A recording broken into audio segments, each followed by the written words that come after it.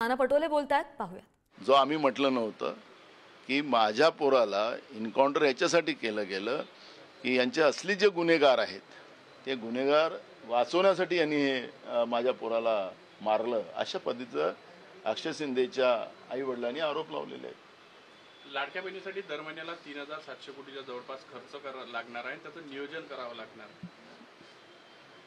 बघा, यांनी यांचे जे मित्र आहेत नरेंद्र मोदीचे, जे काही मूडवर उद्योगपती, या उद्योगपतींना ज्या पद्धतीनं राज्याची तिजोरी लुटून दिली जाते आहे, त्याच्यामुळे लाडक्या बहिणीसारख्या ज्या काही योजना आहेत, त्याला निराधारच्या योजना, त्यालाही पैसे मिळत नाही, लाडक्या बहिणीलाही योजनेला पैसे मिळत नाही, आदिवासीचे पैसे थांबवलेत, शेड्यूल कास्ट ओबीसी भटका विमुक्त जातीचे पैसे थांबवलेत, राज्यामध्ये गड्ड्याचं साम्राज्य झालं, महाराष्ट्रातला विकास थांबला।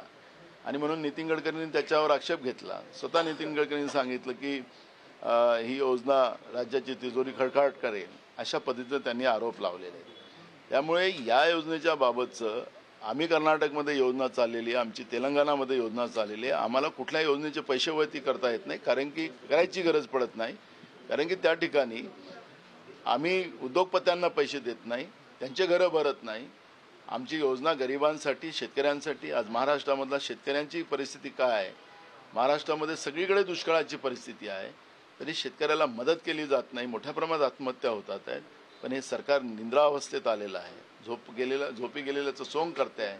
आणि त्यामुळे महाराष्ट्रामध्ये ही सगळी आर्थिक परिस्थिती आणि अडचणीत आलेले लोक, याच्यामध्ये फार मोठ्या प्रमाणात लोकांमध्ये राग आपल्याला महाराष्ट्रामध्ये पाहायला मिळत आहे।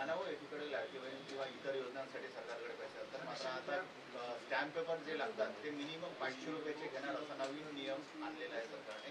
कुठल्याही कामासाठी अगोदर जिथे 50 रुपये 100 रुपये लागत होते, आता 500 रुपयाचा मिनिमम स्टॅम्प पेपर। बघा, जनतेच्या खिशातलेच पैसे लुटणार, लाडल्या बहिणीचेच खिशातले पैसे काढणार, तिच्या पर्समधून पैसे हेच काढणार।